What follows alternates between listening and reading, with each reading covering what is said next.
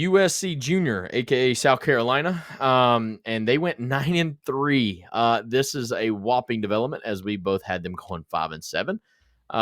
What a job Shane Beamer did to flip this thing around. Wow, they obviously their quarterback's legit. Every talk about him in the offseason was fair in Lenore Sellers.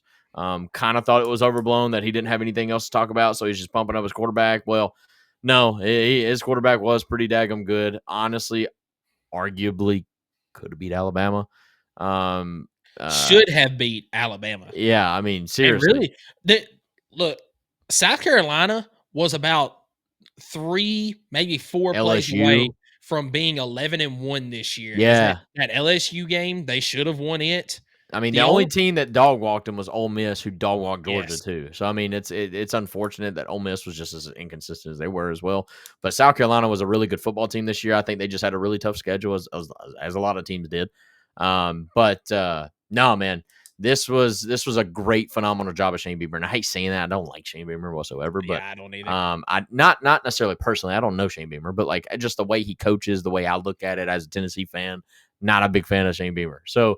But no, he did a phenomenal job, and I mean the way that he kind of acts too. I mean, if you watch the bowl game against Illinois, I mean that is a prime example of why I don't like Shane Beamer. Just the way that Brett Bielema was, Brett Bielema. Sorry, the way that he was just toying with Shane Beamer the entire game. You know, we pulled up that little Yep. that little cat meme after the bowl game as well. That was exactly what it was, and just the way that he carried himself after or during that game and after the game, it's not something I'm a fan of. No, for But sure. I mean, we both had Shane Beamer possibly getting fired by the.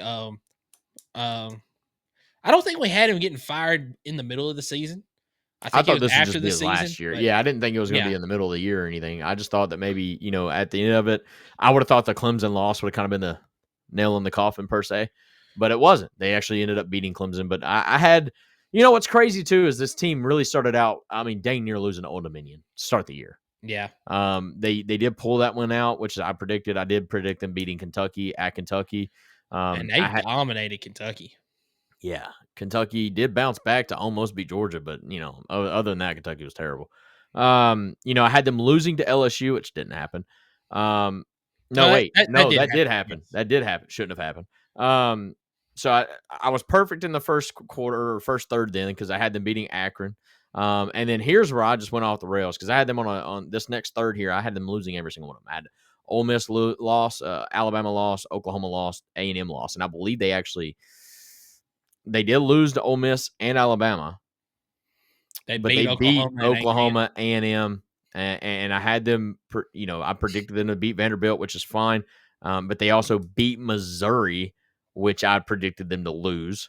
And then they beat Wofford and then beat Clemson. So their 3 losses on the year was to Ole Miss, Alabama, and LSU. And what about this run that South Carolina went on? So they started off the season 3-3.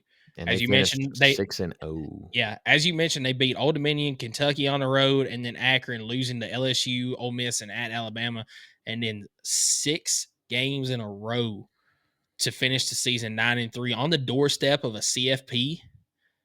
That's crazy to think about the turnaround that they had this year, but obviously that bowl loss to Illinois was very disappointing, especially when you consider that South Carolina was at full strength.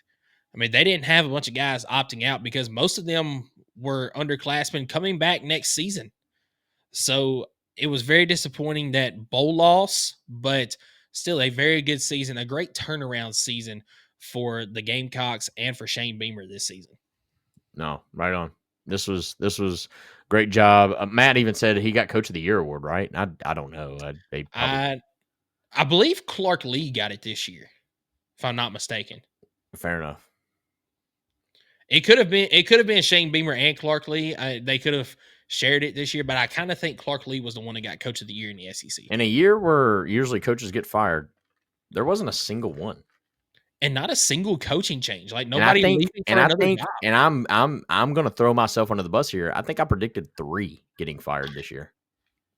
I had 4. I had Beamer, Pittman, Clark Lee, and Billy Napier. Yep. Yeah, I had 4 with possibly a 5th being Mark Stoops. He should be fired. Yeah, but I'm okay with him saying that. But yeah, I had 4. I mean, that's insane. That means be ready because next year could be that year where you have just like absolutely clean slate, 5, 6, 7 teams just getting rid of their coaches. So kind of intrigued to see how that plays out.